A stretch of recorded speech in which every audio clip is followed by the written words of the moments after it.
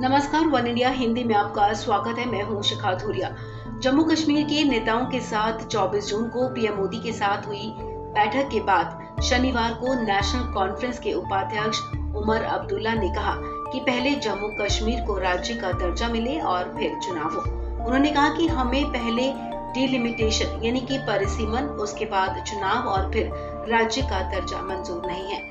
हम पहले परिसीमन, फिर राज्य का दर्जा और तब जाकर चुनाव चाहते हैं। उमर अब्दुल्ला ने कहा कि गुलाम नबी आजाद ने हम सब की तरफ से वहां बात की और कहा कि हम ये टाइमलाइन नहीं मानते हैं। As far as the Delimitation Commission is concerned, the party has made it very clear. They have authorized Dr. Saab to take a view as and when necessary. There has been no fresh approach to the National Conference from the Delimitation Commission. As and when the Delimitation Commission makes an approach to the National Conference, Dr. Saab has been authorized by the party to take a view. And what will be that view? No, why should we tell you here? We'll tell the Delimitation Commission, no? He has been authorized to take a view. He'll take a view at that time. National conference के नेता ने आगे कहा कि वहां किसी ने प्रधानमंत्री से नहीं कहा कि हम 5 अगस्त कबूल करते हैं। हमने कहा कि हम इससे नाराज हैं। पीएम से महबूबा मुफ्ती और फारूक अब्दुल्ला ने साफ कहा कि बीजेपी को 370 हटाने का एजेंडा कामयाब कराने में 70 साल लग गए। हमें 70 महीने लगेंगे तो भी हम अपने मिशन से पीछे नहीं हटेंगे। वहीं पीएम मोदी के साथ हुई बैठक पर नेशनल कॉन्फ्रेंस के अध्यक्ष फारूक अब्दुल्ला ने कहा कि पीएम से मुलाकात बहुत अच्छी रही।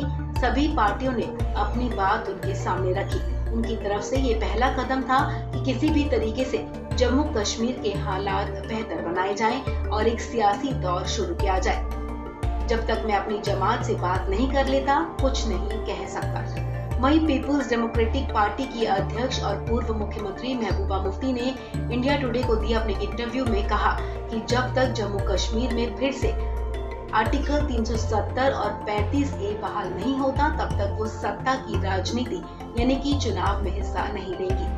महबूबा मुफ्ती ने कहा कि मुझे पता है कि 370 की बहाली ऐसी चीज नहीं है कि केंद्र तुरंत उसे कर दे, लेकिन उनको कहीं न कहीं से शुरुआत करनी होगी। इस वजह से उनका संघर्ष जारी रहेगा।